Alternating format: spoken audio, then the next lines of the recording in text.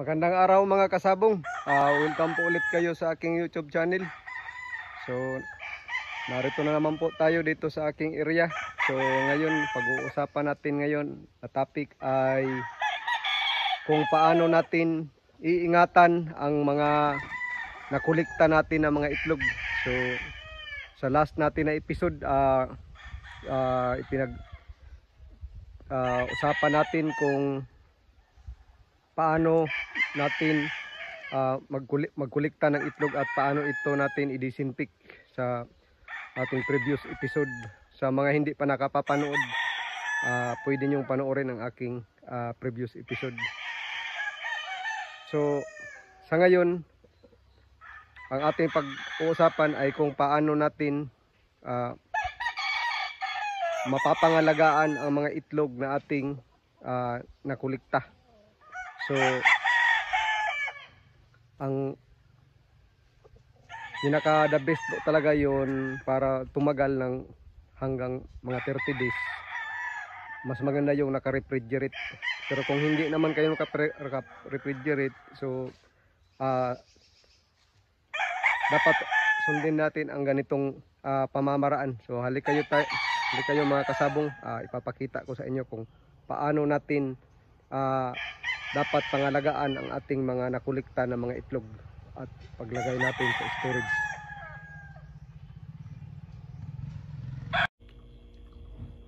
Para po mapangalagaan natin ang mga itlog nating nakulikta at matapos ito ma-disinfect. Kung hindi po tayo maglalagay mga kasabong sa loob ng refrigerator, so mga 1 week, almost mga 1 week lang ang effective 10 days. So kailangan ang itlog araw-araw ay atin silang itel ganito. So kung halimbawa naka-store ka lang sa egg tray, nasa normal temperature ka lang, so itelt mo ang itlog mo ng ganito ngayon. Tapos sa susunod na araw-araw gagawin mo to para hindi dumikit, dahil hindi naka-refrigerate, para hindi agad masira.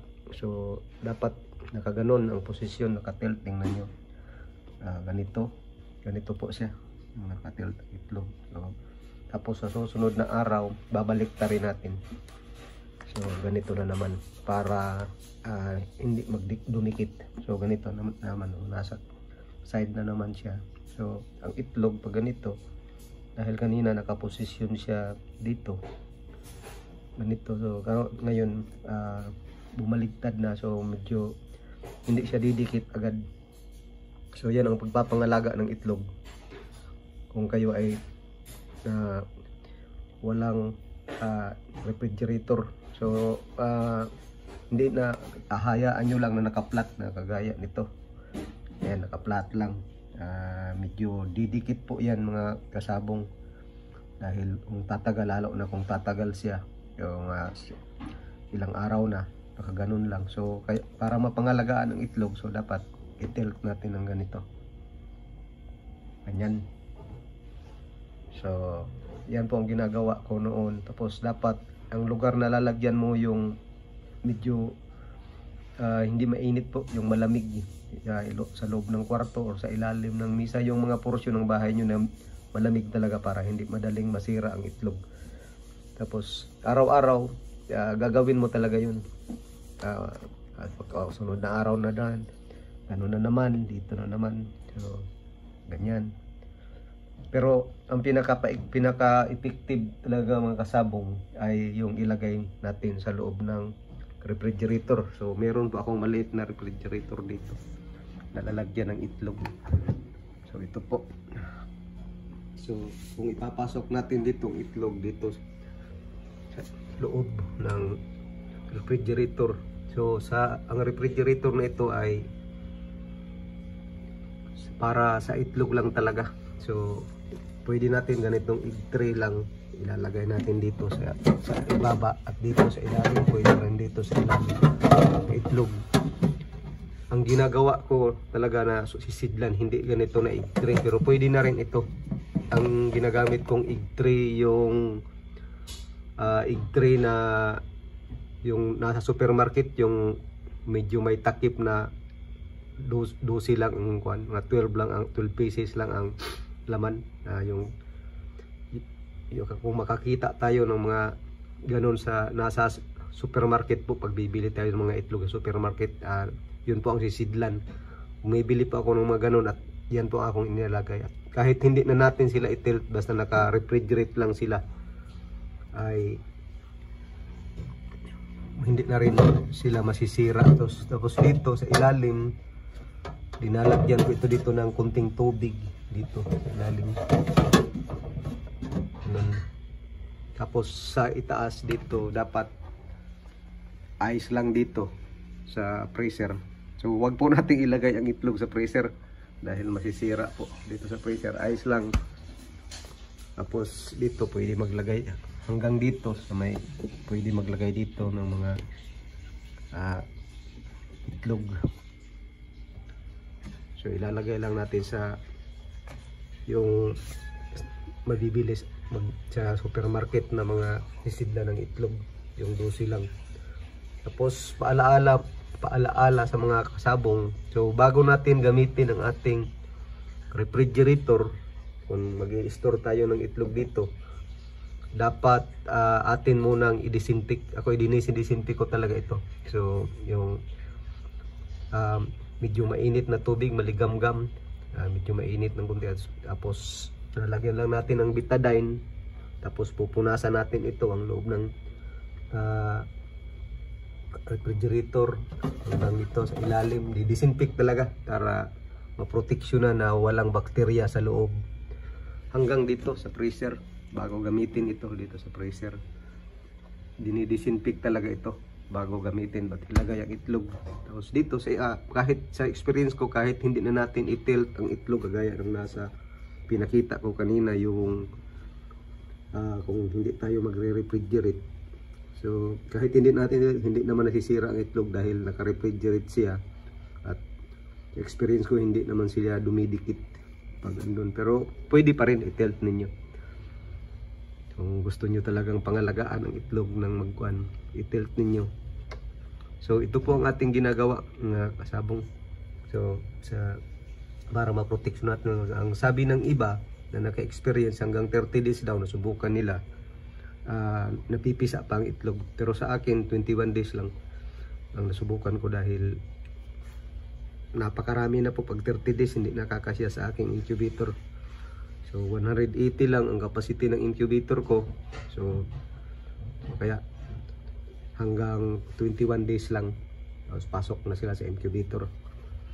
Pagkatapos, basta siguraduhin nyo lang na malinis ang loob ng refrigerator. So pag ganito ang inyong refrigerator, may maglalagay kayo ng karne dito, isda sa freezer, so hindi po advisable yun mga kasabong, dahil pwedeng makontaminate sila. So ako linalagyan ko dito sa loob ng kunting tubig, tapos nilagyan ko rin dito ng thermometer at hygrometer para ma-monitor ko kung ano ang temperature at ano ang humidity sa loob. Ang isisit mo lang ang thermostat dito sa pinakamahina. Dito ang pinakamahina nito. So para hindi gaanong malamig sa ilalim.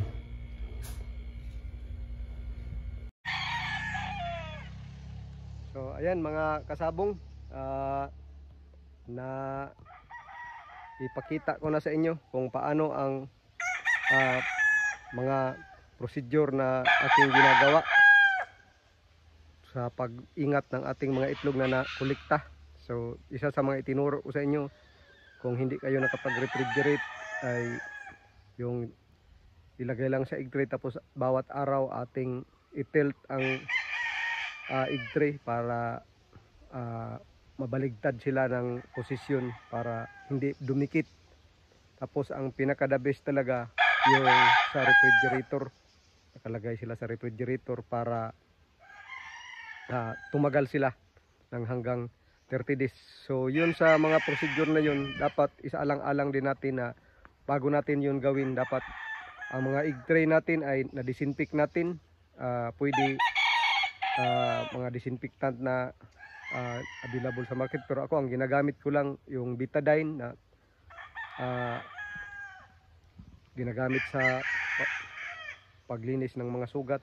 Yun lang, inahalo natin sa maligamgam na tubig, tapos yun ang ating ipupunas sa ating mga egg tray at sa refrigerator.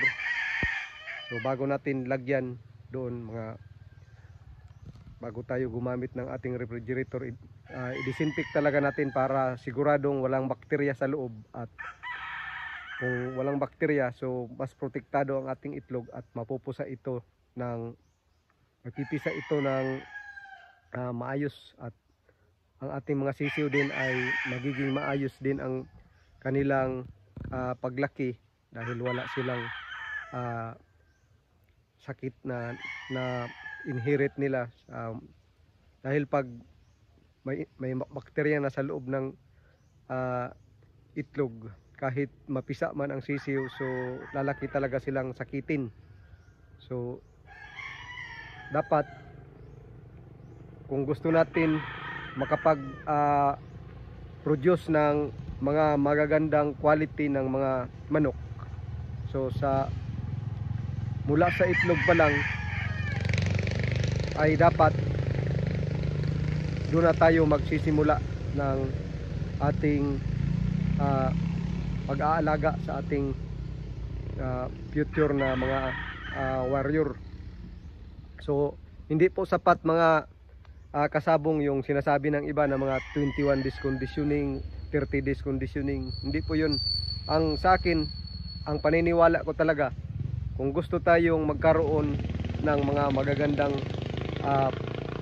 panglaban, so ang conditioning ay hindi lang po 21 days, 30 days. So ang ating conditioning ay mula pa lang sa itlog hanggang sa sisiw, hanggang sa kanilang paglaki. So dapat 24/7 na sila ay healthy. So yan po ang sikreto. So kahit ano pang klase ng mga vitamins at mga supplement at yung mga pang-stimulant na ginagamit natin sa ating manok, hindi po yun sapat kung ating manok talaga ay sakitin. So ang pinakasikreto talaga ng success ng mga lumalaban sa mga mabibigat na labanan ay ang health ng ating mga alaga. So napaka-importante talaga na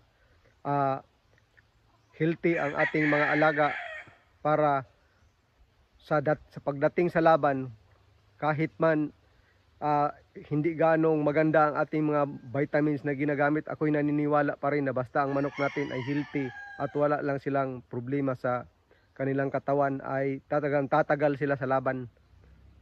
Hindi kagaya ng mga manok na sakitin, kahit ano pang vitamins ang ibigay mo dun, pag tinamaan yun, madali talaga yung bibigay. Hindi kagaya ng mga manok na healthy, kahit wala pang vitamins na ibigay mo, basta sila alaga lang sila sa bawat buwan, nagpupurga kayo, tapos pinapaliguan nyo sila para walang hanip, tapos maganda lang ang kanilang area, tapos consistent lang talaga ang kanilang patuka na hindi sila nakakaligtaan sa pagpakain, at kumpleto din ang kanilang mga supplement na kahit mga hindi gaanong mamahalin, at saka palaging mayroong malinis na tubig at malinis ang kapaligiran. Ang manok ay talagang magpapakita yan ng kanilang performance na maganda. So yan po talaga ang paniniwala ko. Hindi po ako naniniwala na ang mga supplement ay magbibigay ng advantage sa ating mga manok kung ang ating manok naman ay sakitin. So yan, ang mga supplement ay talagang nakakatulong talaga yun sa pag kondisyon ng ating manok para sila matagalan nila, at ang mga mabibigat na training, so para hindi sila gaanong ma-stress, yung mga vitamins at mga suplemento ay magbibigay talaga yan ng tulong sa kanila. Pero pag sila sakitin, kahit ano pang suplemento ang ating ibigay, hindi talaga pwede sa ating mga manok. Hindi rin natin silang maisasabak sa mga mabibigat na mga exercise, dahil ang mga manok na sakitin pag sinabak natin sa mabibigat na exercise ay hindi po yon magtatagal at talagang bibigay ang kanilang pangangatawan. So ang pinaka-importante talaga mga kasabong ay ang health. Kaya nga ako, simula pa lang sa itlog hanggang maging sisiw, hanggang sa sila'y lumaki, dapat alaga na sila. Doon magsisimula ang ating conditioning. So ang aking conditioning ay simula pa lang sa broodcock at broodhen, tapos pag sisiw na itlog na sila, pangalagaan ang mga itlog. Tapos pag sisiw na, mapangalagaan silang na maganda hanggang sila ay lumaki. At kung nasa range na sila, doon continue pa rin ang ating pag-aalaga sa kanila hanggang sa mailagay natin sa cord. At kung nasa cord na sila, continue pa rin ang ating pag-aalaga sa kanila. 24/7 dapat ang kanilang health ay maganda. So yan po ang sikreto ng success sa larong ito. Dahil kung sakitin ang ating mga alaga, hindi po tayo tatagal sa ganitong labanan, kung lalo na kung ating sasalihan ay mga malalaking laban na karamihan sa mga manok doon ay talagang matataas ang quality ng mga manok. Magaganda talaga ang kalidad, magaganda din ang kanilang mga patoka at mga vitamins. Naka-afford po sila ng mga mahuhusay na mga handler, yung mga marunong talaga sa magkondisyon ng manok.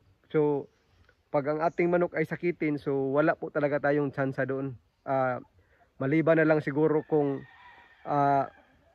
dapuan tayo ng swerte na sa tingin ko naman po, ang swerte naman po mga kasabong ay hindi yan dumadating sa atin kung hindi natin pinagtatrabahuan.